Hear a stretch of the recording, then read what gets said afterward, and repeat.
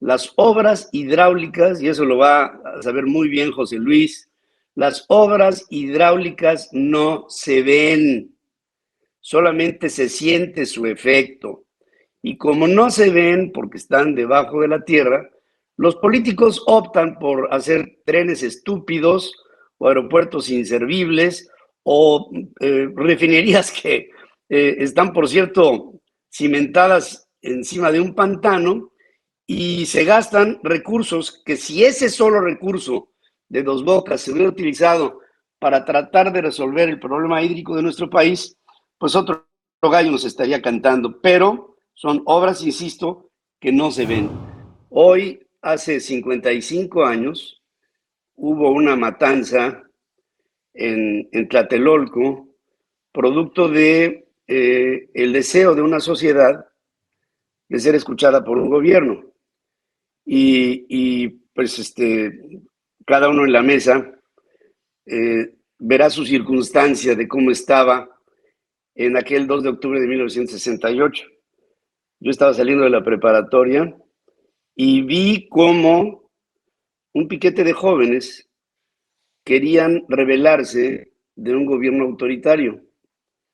Pero 55 años han pasado y los problemas que en aquel tiempo pudiéramos haber tenido se han venido agolpando, han venido acumulando una serie de procesos que nos han llevado hacia lo crítico.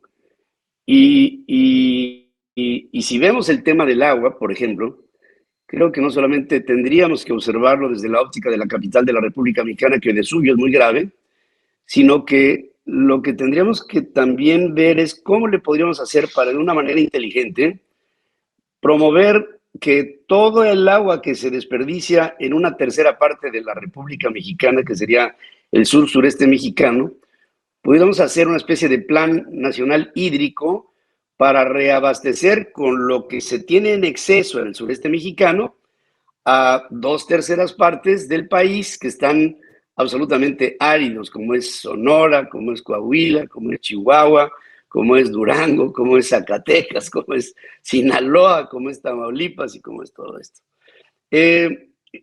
Gran parte, si no es que prácticamente la totalidad del agua que se desperdicia en el campo. Y tenemos en el campo un sistema totalmente abandonado de producción. Creo que si se reorientara la forma en la que se explota nuestra riqueza natural en el campo, en el sector primario, podríamos tener excedentes extraordinarios que nos pudieran servir como un remanente más que sobrado para surtir a la Ciudad de México y a otras ciudades que pronto también serán igual de problemáticas, si no es que ya lo son, como la capital de la República Mexicana. A todo esto se suma un problema que es un problema incurable para los políticos. Las obras hidráulicas, y eso lo va a saber muy bien José Luis, las obras hidráulicas no se ven, solamente se siente su efecto. Y como no se ven porque están debajo de la tierra, los políticos optan por hacer trenes estúpidos o aeropuertos inservibles o refinerías que están, por cierto, cimentadas encima de un pantano y se gastan recursos que, si ese solo recurso de Dos Bocas se hubiera utilizado para tratar de resolver el problema hídrico de nuestro país, pues otro gallo nos estaría cantando. Pero son obras, insisto, que no se ven. Pienso que si ya tenemos el problema ahí, lo que tenemos que hacer es que en el siguiente plan de gobierno encabezado por José Ángel Gurría, que ese será el plan de gobierno para el país, estoy seguro, el tema del agua lo veamos en un programa con Ángel y con el equipo que sé que ya en este momento se ha incorporado con él, que son gente muy capaz, en la que sugiero que esos dos personajes que tienes en la mesa sean parte de este equipo reconstructor, Carlitos. Es buena idea. Claro. Sí, nos han invitado, Pedro. Okay. Hemos estado participando. Qué bueno. Yo quisiera comentar, si me lo permite, muy claro. por lo que dice Pedro, Tenemos en México una acción muy singular en cuanto a los asentamientos humanos y la disponibilidad, en una razón inversa verdaderamente difícil de explicar. Donde está asentado el 23% de la población, tenemos casi el 70% de la disponibilidad, que es el sur-sureste, efectivamente, como dice Pedro. Y en el centro-norte, donde está el 77% de la población, tenemos menos del 30% de la disponibilidad. Son razones históricas, sociopolíticas, que no las vamos a cambiar, es una realidad, ¿no? Entonces yo creo que nosotros insistimos mucho, y lo hicimos en el foro, que el futuro en materia de agua para México se llama eficiencia. Tenemos que grabarnos esa palabra que siempre la representamos con la letra griega. Desperdiciar. Eficiencia. Evitar las fugas, el desperdicio. Con eso la Y resulta, déjame decirte que... Tendríamos en la Ciudad de México el doble del agua que tenemos porque perdemos la mitad. O sea, el 50% se pierde. Si lo tuviéramos, en realidad no tendríamos problemas de agua. Pedro mencionó el tema de la agricultura. México es un país de uso extensivo del agua en la agricultura. ¿Está bien? Sí. Pues no, porque el 75% del volumen total del agua dulce disponible se va a la agricultura. Sí, y tenemos eficiencias menores al 20%, o sea, perdemos la mayor cantidad de agua. Ahí está el problema. Si nosotros vamos a tecnificación agrícola y a cultivos de mayor valor agregado y menor consumo de agua, por ejemplo, en lugar de tener, por ejemplo, maíz o alfalfa, hacemos hortalizas que tienen mucho menos consumo de agua. Mayor valor agregado. Mayor valor agregado, el agricultor va a ganar más, ¿no? Yo he visto unidades tecnificadas en México como no las hay ni en Israel, ni en Francia, ni en España, ni en ninguna parte. Es decir, podemos hacerlo. Me tocó ver, por ejemplo, en Culiacán, un amigo que prepara berenjena, y entonces fui a conocer la unidad con cientos de naves de berenjena.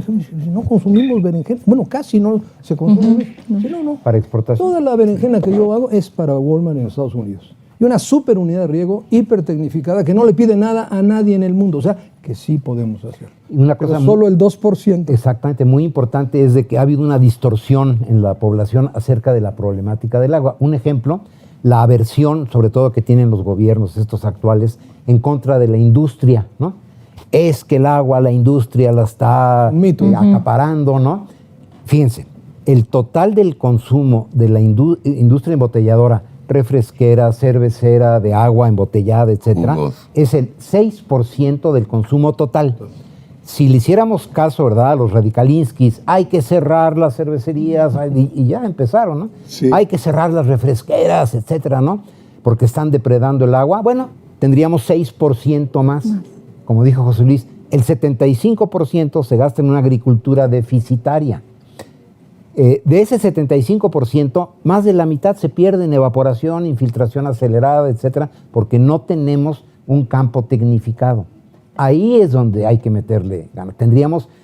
Fíjense, la paradoja, en realidad no tenemos escasez de agua, tenemos escasez de buen manejo del agua. Tendríamos la tecnificación, exactamente, pero ahí no se le invierte. Los pozos agrícolas, por ejemplo, hay un subsidio perverso en donde la electricidad que usan los pozos agrícolas para extraer agua no se paga. Ellos no pagan la electricidad. Bueno, como se las regalan, no la mantienen, las bombas están oxidadas, tiradas por ahí, se les reponen cada vez que se truenan sin costo, ¿no? Y no pagan derechos. Y no pagan derechos. Entonces, derecho de agua cero. Los usuarios que están mal usando el agua son los agricultores. Yo sé que suena muy, muy duro, pero no tenemos un manejo eficiente del agua en la agricultura que se lleva casi 3/4 partes de todo el agua de la República. ¿Se puede hacer llover?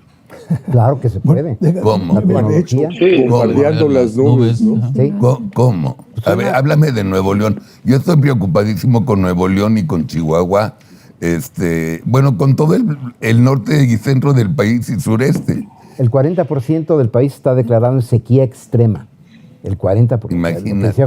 Todo el norte, la esquina noroeste, ahí tenemos. Y el hacer llover no es ningún secreto, es una cuestión termodinámica.